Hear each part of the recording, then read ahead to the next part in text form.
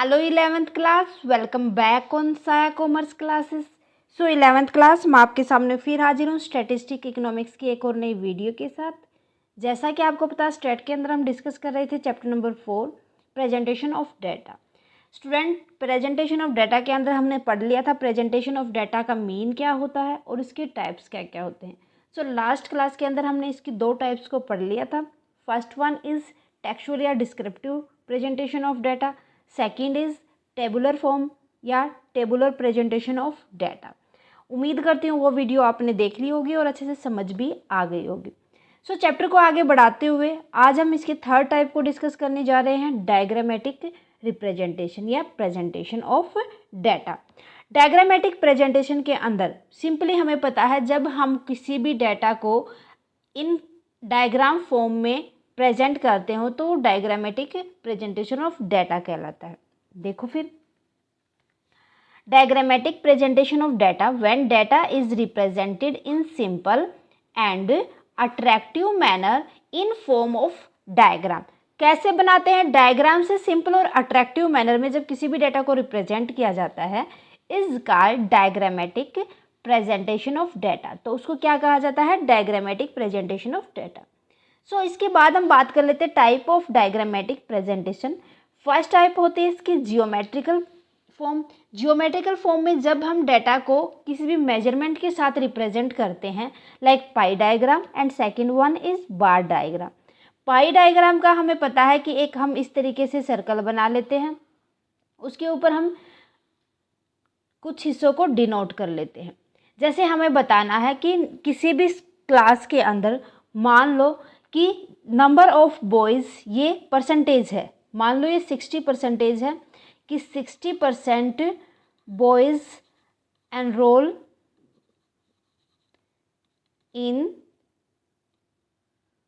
Exam, और ये आ जाएगा 40% गर्ल्स आ जाएंगी, 40 नहीं, ये लगा लो आप 30% गर्ल्स आ जाएंगे एनरोल इन एग्ज़ाम। ये हो जाएंगे कि अब 10% ऐसे बचे हैं जिन्होंने नॉट एनरोल हैं, जिन स्टूडेंट ने एनरोल नहीं किया है। ठीक है, इस तरीके से जब हम डाटा रिप्रेजेंट करते हैं तो उसको पाई डायग्राम कहा जाता है। देन उसके बाद आता है बार डायग्राम।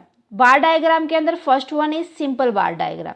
जब हम डाटा को रिप्रेजेंट करते हैं, मान लो कि एक स्कूल के अंदर यहाँ पर बॉयज़ की हाइट, नंबर ऑफ बॉयज़ और उनकी हाइट को रिप्रेजेंट करना है। यहाँ पर हम लिख देंगे मेजर ऑफ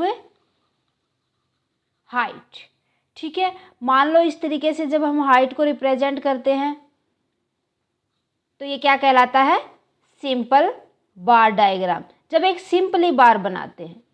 ओके, देन उसके बाद आता है मल्टी बार डायग्राम। मल्टी बार डायग्राम के अंदर हमें पता है कि जब यहाँ पर हम ये लेके चलते हैं, या तो हमें कंपैरिजन करते हैं बिटवीन टू ऑब्जेक्ट के बीच में, जब हम कंपैरिजन करते हैं like income and expenditure, export and import, तो मान लो हम उसके लिए इस तरीके से इंपोर्ट एंड एक्सपोर्ट के लिए ये वाला बार डायग्राम बनाते हैं। यहाँ पर तो क्या आ जाएगा? इंपोर्ट एंड एक्सपोर्ट, ठीक है, नंबर ऑफ गुड्स कि कितनी गुड्स का हमने इंपोर्ट एक्सपोर्ट किया है। मान लो हम इंपोर्ट के लिए बना देते हैं ये वाला और एक्सपोर्ट के लिए बना देते हैं ये वाला, इसको डार्क से एडिट कर देते हैं। जब हम इस तरीके से जब हम मल्टी ग्राफ बनाएंगे तो उसको कहा जाता है मल्टी बार डायग्राम। ओके, मान लो कि जो ब्लैंक है उसको हमने इंपोर्ट को रिप्रेजेंट किया है और डार्क शेडेड है उसको हमने एक्सपोर्ट को रिप्रेजेंट किया है। क्लियर है? देन उसके बाद आता है सब डिवाइडेड या परसेंटेज। दोनों देखो, सब डिवाइडेड और परसेंटेज थोड़े थोड़े एक जैसे ही हैं। अब इसके अंदर हमें थोड़ा सा ये ध्यान देना है कि मान लो कि हमारे पास किसी भी एक स्टेट के अंदर एनरोलमेंट देखा गया है कि बॉयज़ और गर्ल्स का कितना है और ऑल दोनों ने मिलके कितना किया है। तो इसके लिए हम क्या करते हैं, जो ये वाला बार ग्राफ, जो नीचे वाला परसेंटेज में हमें परसेंटेज के लिए निकालना होगा, ऐसे बनाते हैं। ठीक है, यहाँ पर हम नंबर ऑफ बॉयज़ और गर्ल्स दिखा देंगे नीचे एंड गर्ल्स एंड ऑल। ठीक है, जब हम एक ही ग्राफ के ऊपर उसको सब डिवाइडेड कर दें इस तरीके से, ये वाला हिस्सा, ठीक है, इस तरीके से ये वाला हिस्सा, जब हम क्या करें यहाँ पर बॉयज़ को दिखाया कि उन्होंने टोटल में से खाली इतने % बॉयज़ ने ही एनरोल किया है, मान लो जो अनशेडेड पार्ट है इतने % ही बॉयज़ ने एनरोल किया है, इतने % गर्ल्स ने एनरोल किया है, और ये मान लो कि टोटल बॉयज़ एंड गर्ल्स ने इतना। जो मैंने शेडेड किया है उसको हमें भूल जाना है, छोड़ देना कि इतने ने नहीं किया, और जो हमने ब्लैंक शेडेड बनाए हैं, ब्लैक जो बार बनाए हैं वो रिप्रेजेंट करेंगे कि इतने नंबर ऑफ बॉयज़ और इतने नंबर ऑफ गर्ल्स ने एनरोल किया है किसी भी स्टेट एग्ज़ाम के अंदर या किसी भी स्टेट के अंदर कोई भी चीज़ थी। ठीक है, परसेंटेज के अंदर हमें बस इसी को रिप्रेजेंट करना है कि उसको हम परसेंटेज वे में दिखा देंगे। अब हम बात करते हैं फ्रीक्वेंसी डायग्राम की। भाई फ्रीक्वेंसी डायग्राम के अंदर सबसे पहले आता है हिस्टोग्राम। हिस्टोग्राम हमें पता है कि जब हमारे पास डाटा इन ग्रुप फॉर्म में होता है, ग्रुप की फॉर्म में होता है, तो जब ग्रुप फॉर्म में यहाँ पर 2 ग्रुप को जब हम रिप्रेजेंट करने जाते हैं तो उसको हिस्टोग्राम बोलते हैं। याद रखना ग्रुप फॉर्म में है, दैट मीन हमारे पास डाटा 10 to 20, 20 to 30, 30 to 40 इस टाइप में मिलेगा। तो हमें थोड़ा सा इसको ऐसे बनाना, जो एक्स एक्सिस होता है ना वो हमें इस तरीके से रिप्रेजेंट करना है। यहाँ पर जो हमारे पास बार बनेंगे हिस्टोग्राम में वो एक दूसरे के साथ अटैच्ड बनते हैं। क्लियर है? तो इस तरीके से हम अटैच्ड डायग्राम बार्स बनाएंगे तो उसको बोलते हैं हिस्टोग्राम, क्योंकि हमारे पास डाटा ग्रुप फॉर्म में होता है। उसके बाद आता है फ्रीक्वेंसी पॉलीगन। भाई फ्रीक्वेंसी पॉलीगन में सिंपली हमें इनका मिड पॉइंट निकाल लेना है, ये वाला मिड पॉइंट निकाल लेंगे। सो इस मिड पॉइंट को हम, और जो हाईएस्ट होता है उसको ऐसे डॉटेड फॉर्म लगा देते हैं, तो वो क्या हो जाएगी फ्रीक्वेंसी का पॉलीगन। मीन्स जो हमारे पास फ्रीक्वेंसी थी उनका मिड पॉइंट हम यहाँ पर लेते हैं, जो क्लास इंटरवल बोलते हैं।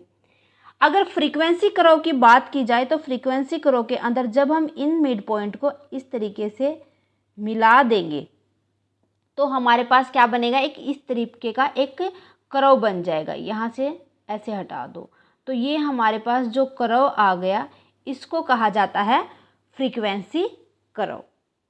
क्लियर है? देन उसके बाद आता है ओगी कर्व। ओगी कर्व का दूसरा नाम होता है कोम्युलेटिव कर्व। कोम्युलेटिव, तो अगर आपको लगे कि कोम्युलेटिव नाम दिया हुआ है तो ये कंफ्यूज नहीं होना कि ये है क्या। तो कोम्युलेटिव कर्व हो जाएगा जहाँ पर हमारे पास जो इन्फॉर्मेशन होती है वो या तो लेस देन की फॉर्म में होगी या हमारे पास मोर देन की फॉर्म में होगी। Less than and more then के लिए हमें जो ग्राफ बनाने हैं, डायग्राम बनाने हैं, वो इस तरीके से हमें बनाने होंगे। लाइक हमारे पास लेस देन के लिए ऐसे अप डाउन टू अप जाता जाएगा, ये लेस देन हो जाएगा। मोर देन के लिए हमारे पास इंफॉर्मेशन जो आएगी वो हमारी सबसे पहले हाईएस्ट होगी, तो इतने से मोर देन के लिए हम ऐसे रिप्रेजेंट कर देंगे। अगर हमें बोथ का बनाना है, बोथ का बनाने के लिए ये तो लेस देन के लिए बना देंगे, तो इसी साइड हम मोर देन बना देंगे। मोर देन के लिए जो बनाएंगे हमारे पास जो मिड पॉइंट होगा जो रिप्रेजेंट करेगा वो हमारा मीडियन होगा। तो इसीलिए कहा जाता है कि जो कोम्युलेटिव कर्व होता है वहाँ पर मीडियन निकालने के लिए हमें जो जहाँ पर less than and more than meet करते हैं उसी पॉइंट को हम मीडियन बता देंगे। तो this point is called here median. So clear है आपको? उसके बाद आता थर्ड हमारा, जो कि इस टॉपिक के, जो इस चैप्टर का लास्ट टॉपिक है, अर्थमेटिक लाइन ग्राफ और टाइम सीरीज ग्राफ, जो हमारी एनसीईआरटी की बुक में बस इतना ही गिवन है, आपको इससे ज़्यादा कुछ नहीं पढ़ना। ओके, सो देखो अर्थमेटिक लाइन ग्राफ और टाइम सीरीज ग्राफ, इसके अंदर हमें ये पता है कि जो हमारे पास अर्थमेटिक लाइन ग्राफ होता है उसको हम लाइन टाइम सीरीज ग्राफ भी कहते हैं, जो मैंने लिखा हुआ है। तो यहाँ पर जो ग्रुप होता है उसमें जो टाइम गिवन होता है, कितने आवर में, इतने डेट, इतने टाइम, इतना मंथ के लिए क्या गिवन होता है, हमारे पास टाइम गिवन होता है, hours, days, month, week, year, इस तरीके से जब हमारे पास जो डाटा होता है इसी फॉर्म में होता है, इसीलिए इसको अर्थमेटिक लाइन ग्राफ, जो इसको हम एक्स एक्सिस और वाई एक्सिस पर जब रिप्रेजेंट करने जाएंगे तो वो हमारा क्या कहलाएगा, अर्थमेटिक लाइन ग्राफ कहलाएगा। लाइक ये वाला जो ग्राफ होगा, तो इसके लिए एग्जांपल हम देख लेते हैं एक्सपोर्ट एंड इंपोर्ट का। एक्सपोर्ट एंड इंपोर्ट मीन्स जो एक्सपोर्ट होते हैं, जितने भी इंपोर्ट होते हैं, मान लो कि किसी भी एक पर्टिकुलर ईयर के लिए देखना है हमें, ठीक है, और ईयर्स का क्या होता है, हम किस तरीके से 1998 टू 1999 इस तरीके से रिप्रेजेंट कर देंगे, 1999 टू 2000।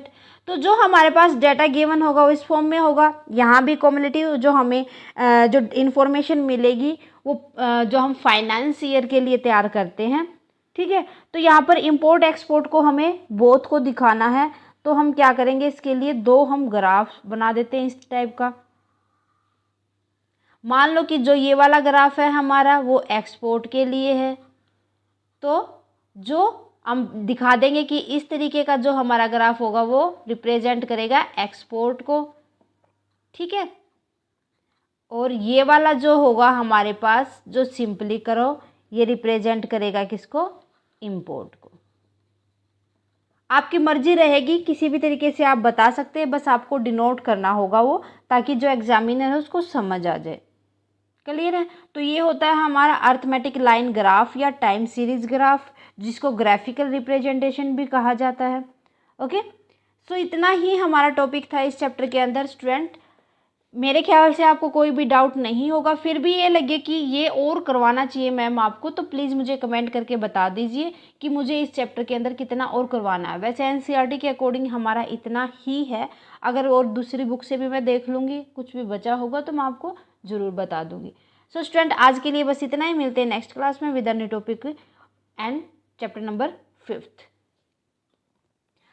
स्टूडेंट, आज की क्लास कैसी लगी प्लीज़ मुझे कमेंट करके बताएं। क्लास अच्छी लगी तो प्लीज़ लाइक और अदर स्टूडेंट के साथ ज़्यादा से ज़्यादा शेयर करें। अगर आप चैनल पर नए हैं तो फटाफट से साया कॉमर्स क्लासेस को सब्सक्राइब कर लें, बेल आइकन को दबा लें, ताकि आने वाली क्लास की नोटिफिकेशन आपको मिल सके। Thank you very much student, bye bye and take care. मिलते हैं नेक्स्ट क्लास में।